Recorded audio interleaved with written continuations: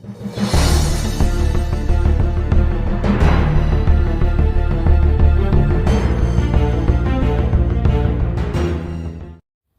afternoon, Cubes of the Cash. Happy Sunday. And today, guys, we got something a little bit different. It's been a week since we read Conan the Barbarian issue 1 from Heroic Signatures and Titan Comics. And we're going to talk about the top 5 things they got right with that, because I've read it multiple times. The book's amazing. And as a lifelong Conan reader, I started when I was 8. I am now 53. I've never left the character, and read this character my whole life. So we're going to talk about the things that, as a lifelong reader, really resonated with me. Again, this is what I think they got right. Your opinion may differ. Certainly, if it does, let me know in the comments below. You may think they nailed something else. You may think it's a miss. I can only speak for myself and what worked for me. So moving forward, that's the approach. Here are the top 5 things that I think they nailed with Conan the Barbarian issue 1. The first thing is setting. You've got to feel like you're in the Hyborian age. And that comes from the deserts to the woods to the people that inhabit them to the bars, the housing, whatever district you're at in the Hyborian age. It's got to feel of a time. And this nails it, from the wooded scenes and the campfires to the bar, the tavern, the pub, whatever you want to call it. The fight, the closed-in feeling it had, the structure of all the buildings, the horses, the garb that they wore, the weapons that they had. Everything felt of this imaginary time, right? They nailed it, at least for this reader. And what they really have to do here is nail it for the average reader, and also for the guy who's been reading Conan for their whole life. They got to pull in 2 different crowds here and make it work. And I think they did so brilliantly. Nothing felt phony in the Hyborian age in this book. And it had a great feel. I thought the setting was incredible. At no point did anything in the setting tear me out of the story. What it did do is make me sit there and look at it and with awe and really enjoy what they did and what they took the time to build there. So setting is number 1. Number 2, dialogue. And this is a trap that many stories fall into through various publishers when they're writing a barbaric story. They will use modern vernacular or words that don't belong in that time. And yes, we're talking about made-up time, but Robert E. Howard wrote enough stories of Conan where you know the type of words that were used then. And this uses that dialogue brilliantly. It doesn't stray from what it's supposed to be. It feels lived in, and it is just like the setting, lived in, and it feels like it's always been there. The dialogue is good. It moves the story forward. It sets the pacing up. And none of it tears you out of the story. There's so many stories in these modern days that I will read that's supposed to be set in a different time, way back. And they will have modern slang in it, and it will instantly tear me out of that story. And thankfully, Conan the Barbarian has none of those pitfalls. It knows exactly where it is. The characters speak exactly as they should. And the dialogue is one of the strengths in this. I really love the interaction between the different characters. They're different kind of classes and the way they get along. Their different expectations of each other and the way they mix together was really great and felt earned. I really loved it. I thought they nailed that. Moving on, character design. Now, of course, I'm showing you a bunch of stuff over here, or I'm just playing a video over me. But the character design is fantastic. Again, we're coming down to weapons, clothes, the looks on their faces, the expressions they're making, the way these characters look in battle, the fluidity of movement, and the way the enemies look.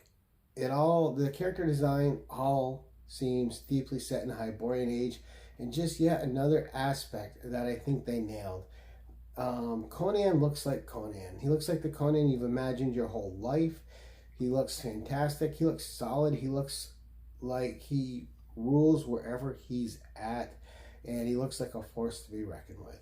And all the other different characters, There's not a bunch of copycat. Well, we draw a bunch of people with the same face and move on. All the characters are distinguishable. The new character introduced has a great entrance, a great character design that instantly draws you to this character and makes it interesting. So they did a great job on the character design. Moving on, character introduction. Now this is something that I find is very tricky with a lot of stories. A lot of characters that are brand new, that are introduced in the stories, they don't feel earned, or they feel slapped in there as a promotion to get your hard-earned cash, and they feel like a cash grab, or they feel like they're playing to whatever the social norms of the time are, or whatever the hot topics in social media are, or the world at that time. Conan the Barbarian didn't do that. They introduced a new character.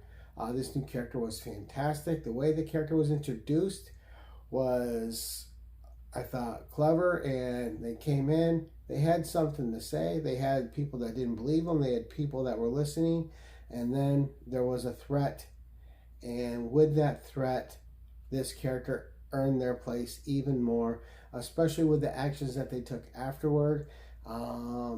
There was nothing like agenda driven about this character. The character was just a character. This character lives in this time. This is what's happening. This character is trying to warn this group of people, and now they're with this group of people trying to survive. And it was fluid. It was natural. A great character to interact with Conan. Any of you that have read Conan knows he's in the comics, knows that he's had many fighting companions. This feels like a natural fit as another fighting companion to Conan, and a breath of fresh air, someone new with the same fighting spirit but different enough to know that they're their own person. So great job on the character design and introduction of this new character. And then we come up to the last piece, the top 5. Number 5 itself. They captured the old and built new from there, and they remembered what made Conan Conan. They remembered what made this sword and sorcery genre what it is. All right, you have Conan, our main character. He thinks his way through situations.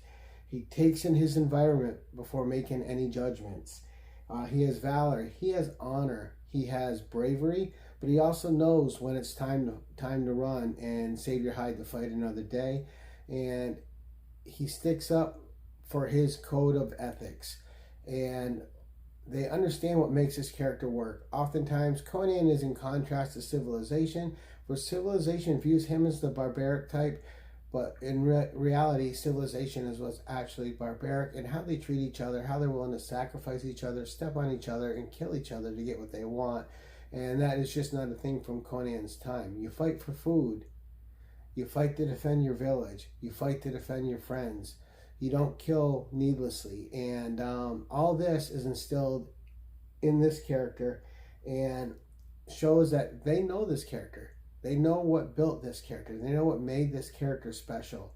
His iron will to survive, his brave heart, his caring heart, because he does care a lot, and it gets him in trouble. Conan will step in if he sees someone that can't defend themselves being mobbed by a group of people, or just even one. Conan will defend them. If Conan sees a warrior in battle that is fought by his side, he will stay in that battle even though it seems like there's no winning it. He will sell his life for the highest price he can to the enemy to try to save that friend who's always fought with him in battle. So they understand this world. They understand this character and what makes him tick, what makes him special, and they certainly nailed it in this first issue, and I'm curious to see how they carry this forward moving on. I think we're in good hands with Jim Zub, who has a firm grasp on Conan. The art and the coloring are fantastic. They feel like classic old Conan. It feels solid. It feels like a lived-in world, and the colors really absorb you into Conan's Hyborian age and make you feel like you're a part of it. The dialogue is fantastic. Again, overall, this Conan the Barbarian introduction, it has nothing but A pluses for me all around. But guys, that's the top 5 things. I think that Heroic Signatures and Titan Comics, along with Jib Zub, Roberto De La Torre, and team, nailed about Conan the Barbarian issue 1. If you agree, let me know in the comments below. If you have a different take on it, I'm also curious to learn that. We can always have a respectful discussion. Let me know in the comments below. And until next time, thank you for watching. Keep it savage and keep it casual.